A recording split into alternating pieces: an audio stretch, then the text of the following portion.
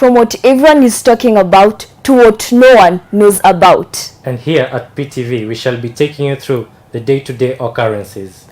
My name is Wayne Mark. And I'm Nancy Kihuga, and on to the headlines.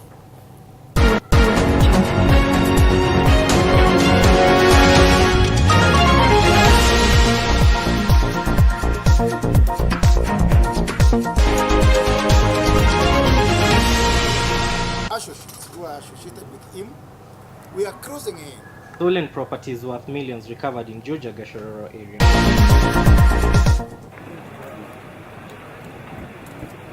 5 people confirmed dead in Lodwar plane crash. Narok North residents question slow road construction progress.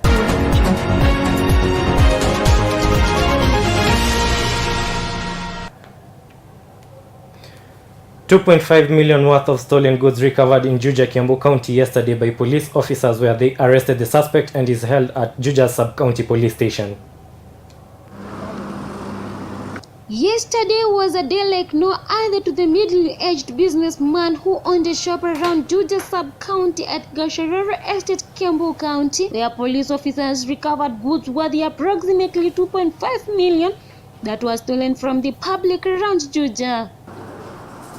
The stolen goods included 301 phones, 207 gas cylinders, construction tools, iron boxes, laptops and television, among other assorted items.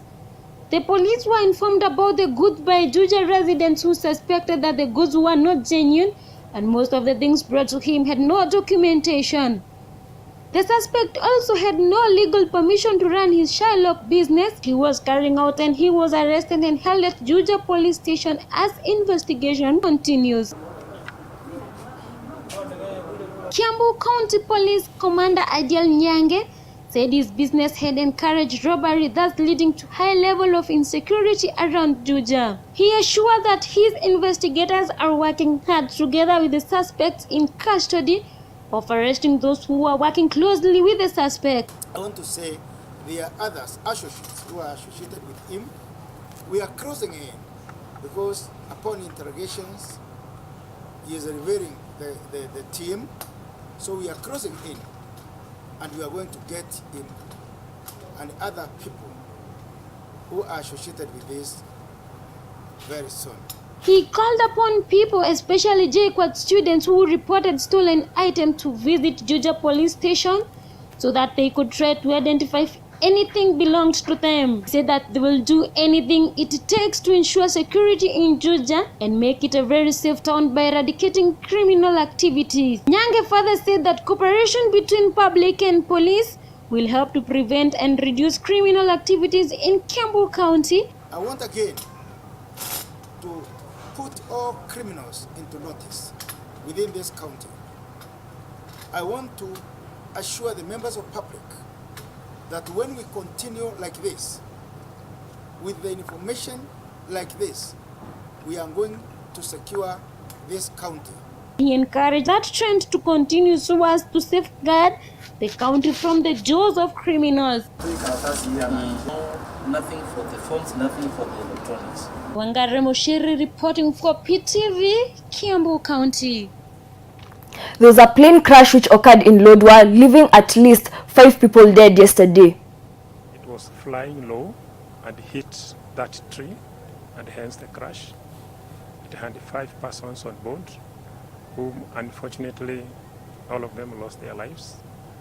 These are 1 African and 4 light-skinned persons, one of them being a lady. We're going for a short commercial break and we'll be right back. The new year brings the promise of a better tomorrow. We all have dreams, but not necessarily the means to fulfill them. Pendeza Weaving Group is a community help group that came together to improve livelihoods in their community. We had a life of hopelessness. Kwenda hospitali nikapimwa nikapatikana niko positive. Sasa nika lose hope in life. Nilikuwa kwenye nyumba kadogo. Ikija mvua unalowana wote mumo kwenye nyumba. Inspired by their story, Safaricom partnered with Pendeza to create opportunities for even more weavers. Safaricom imetuletea maendeleo. Sasa hii kazi ndiyo inanitunza. Kibinafsi mimi imenisaidia. Watoto wangu wanaweza kuvaa. We no longer beg, we no longer look like a burden to the community. And in the spirit of Twaweza, we are calling you to share your community's dreams so that we can help bring them to life. Simply fill in an application form available at all Safaricom shops by 30th January 2019. Nawe, kila wakati. Welcome back as I take you to Narok County. Narok North residents raise alarm concerning the Kisiriri Mount Narok Road, which has taken so long to be constructed since it was launched by the President Uhuru Kenyatta on 11th July 2017, and very little progress has been made. The residents of Narok North constituency have expressed that Kisiriri Mount Narok Road was launched on the same date as Narok Sekenani Road, pointing out that the contractor of the road leading to the Masai Mara Game Reserve has already laid tarmac. The Mount Narok Kisiriri Road has been politicized since independence, with various regimes promising to construct road. However, residents have been hopeful that the Jubilee administration will connect Narok and Nakuru counties.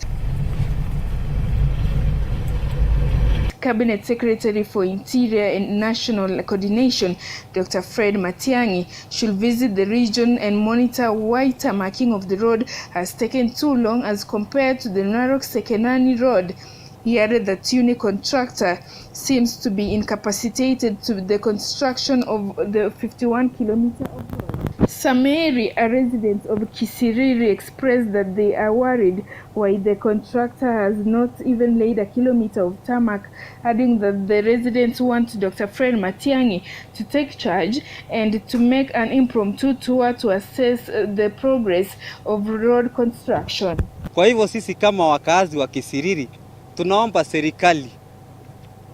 serikali, Matiang'i ulipewa kazi ya kusimamia projects za barabara. Tafadhali tunakuomba ingilia kati barabara ya Kisiriri Mau. Hakuna kazi yote inaendelea. Gashoka, who is the truck driver, is plying Narok Nakuru via the Kisiriri Mau Narok Road, noted that the road construction is sluggish, adding that there is need for government officials to closely monitor the contractor working on the project. On the other hand, efforts to reach the contractor for comments were futile. Masikaramai, PTV. Homa Bay Referral Hospital hit hard by nurses' strike as bodies are quietly moved to the morgue and media denied access and told not to invade the wards for fear of being exposed.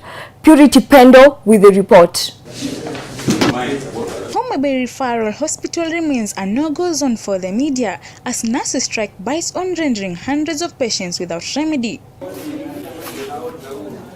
Media personalities were ignored for the morning without attention, and finally they were briefed that there was an instruction from above that the media was not to be allowed in the wards. From an insider who asked not to be mentioned, revealed that there was a rot in the hospital and that they did not want to get exposed. This devastating matter was further revealed that one expectant lady succumbed to death after being turned away because there were no services at a private clinic in Royal Hospital in Rongo Town of Migori County. To respond to your question why you are not allowed to go to the wards. The wards, obviously, when nurses are on strike, the function of the ward ceases to be. So they are closed. So there are no patients in the ward. That's why they are closed, because nurses are the ones, or the custodians of all the equipments and the requirements that are used in the ward. So when they are out, the wards are closed. So the keys are kept. The sources further reveals that 9 wards are currently closed and all patients sent home, and approximately 10 babies in the nursery waiting for their fate. Several deaths have been realized and bodies sneaked into the morgue at night. Purity Pendo reporting for PTV. And briefly, why do people really have to be that inhuman? I really wonder, because people are dying every day. We're seeing bodies move to the morgue each and every time. It's really sad. Oh well, we shall have a short break. Stay tuned to PTV. The new year brings the promise of a better tomorrow. We all have dreams, but not necessarily the means to fulfill them. Pendeza Weaving Group is a community help group that came together to improve livelihoods in their community. We had a life of hopelessness. Kwenda hospitali nikapimwa nikapatikana niko positive. Sasa nika lose hope in life. Nilikuwa kwenye nyumba kadogo. Ikija mvua unalowana wote mumu kwenye nyumba. Inspired by their story, Safaricom partnered with Pendeza to create opportunities for even more weavers. Safaricom imetuletea maendeleo. Sasa hii kazi ndio inanifunza. Kibinafsi mimi imenisaidia. Watoto wangu wanaweza kuvaa. We no longer beg. We no longer look like a burden to the community. And in the spirit of Twaweza, we are calling you to share your community's dreams so that we can help bring them to life. Simply fill in an